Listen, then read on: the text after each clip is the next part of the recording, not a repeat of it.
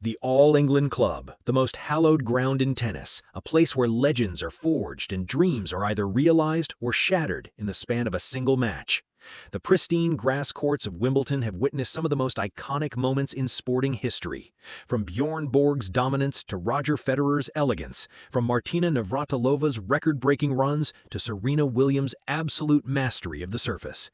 This is where champions are defined. This is where careers are made and broken.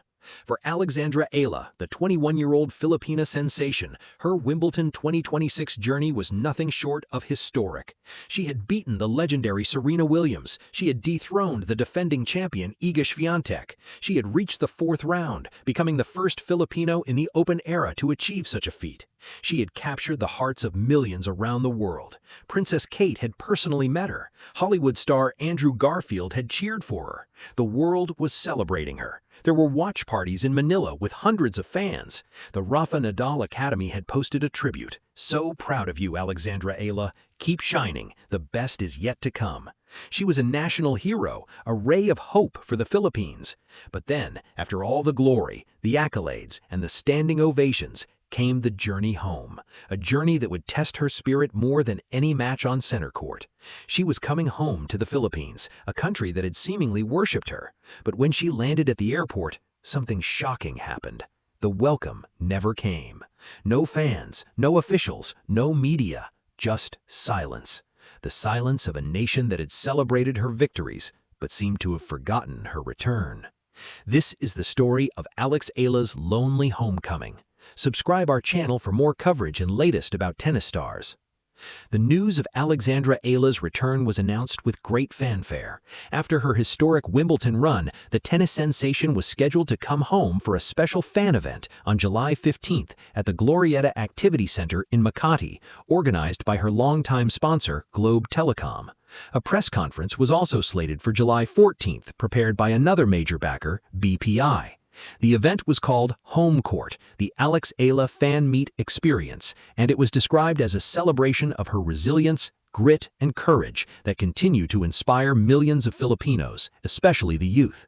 Fans were eager to finally meet their hero face to face. The anticipation was building.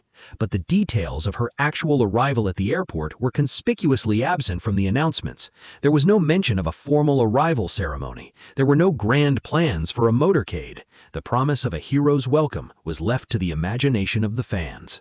The reality was far more shocking. When Alex Eala's flight touched down at Ninoy Aquino International Airport, the scene was eerily quiet. In a country that had organized massive public watch parties, where fans had gathered by the hundreds to cheer her on against Jasmine Paolini, the airport was empty. There was no delegation of sports officials waiting to greet her. There were no sponsors with banners and flowers. There were no adoring fans holding up signs and waving Philippine flags. There was no journalists or photographers eager to capture the moment. It was just Alex, her team, and the silence. The contrast was jarring. Just days earlier, she had been the talk of the world. She had been interviewed by international media, celebrated by celebrities, and even acknowledged by royalty. And now, standing in the arrival hall, it felt as though she had been forgotten. The hero's welcome that had been touted by the media and promised by her sponsors had failed to materialize. The question that immediately came to mind was simple but painful. Why? Had the nation already moved on to the next thing, or was there something more going on behind the scenes? The moment was devastating for Alex Eala, a young woman who had sacrificed her childhood to chase a dream, who had left her family at the age of 13 to train in Spain, who had fought tooth and nail on the grass courts of Wimbledon, was now standing alone in an empty airport. The disappointment was palpable.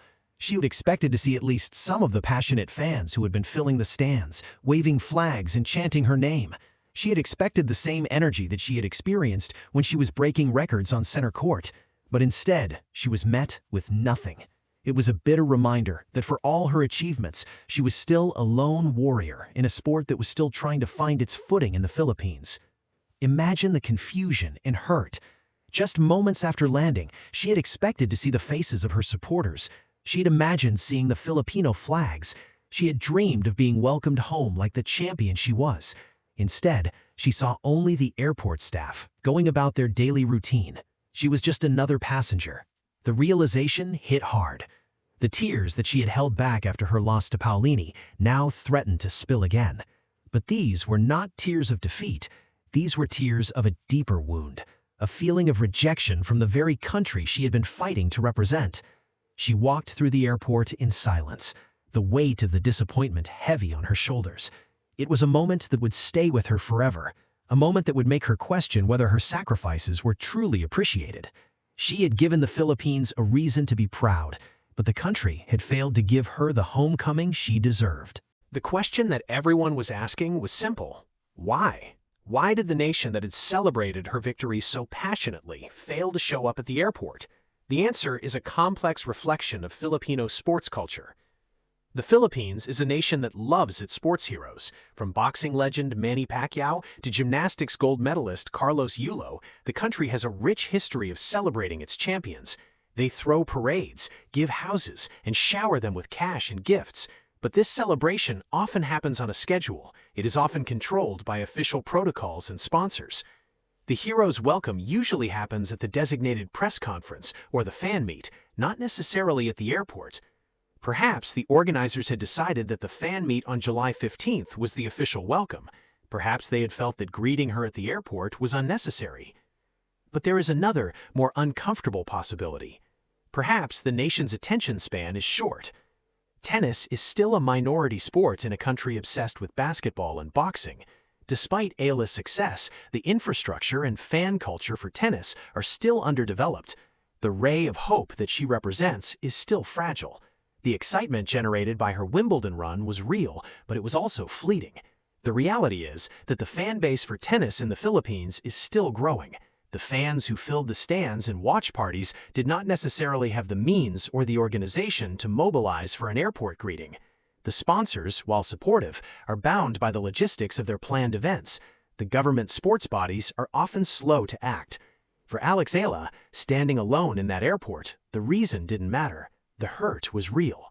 She had given the Philippines everything she had, and in that moment, she felt like she had gotten nothing in return. When news of the empty airport began to spread, the Filipino fans were quick to react. The reactions were mixed, ranging from genuine disappointment to frustration and even anger. Many fans were saddened and disappointed to hear that no one was there to welcome her. They had assumed that someone would be there. They had taken for granted that the government or the sponsors would organize something. They had felt that the country had failed its hero. However, there were also fans who defended the nation. They pointed out that the details of her flight and arrival time were not made public. She probably wanted a quiet arrival, one fan commented. She was tired and stressed. She needed rest. Another fan wrote, "We all love Alex, but we can't expect a parade for every arrival. She has a scheduled fan meet on the 15th. That's where we should all show up." The fans were divided. Some felt betrayed by the lack of a welcome. Others felt that the disappointment was misplaced and that the focus should be on the upcoming fan meet. There is also a cultural factor to consider.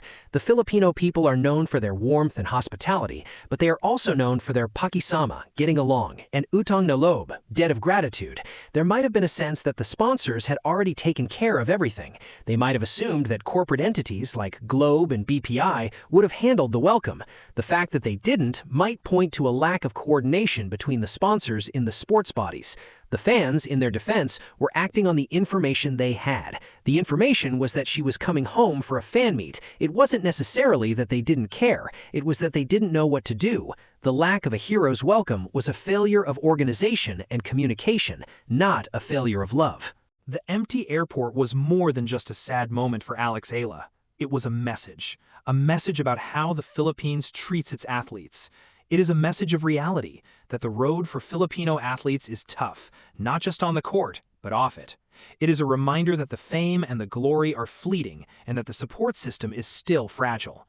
For a young woman who had just made history, the experience could have easily broken her spirit. But if there is one thing that Eala has proven, it is that she is a fighter. She has faced adversity before. She has faced losses and injuries and the immense pressure of carrying a nation on her shoulders. This was just another challenge. This was the ugly side of fame that no one talks about.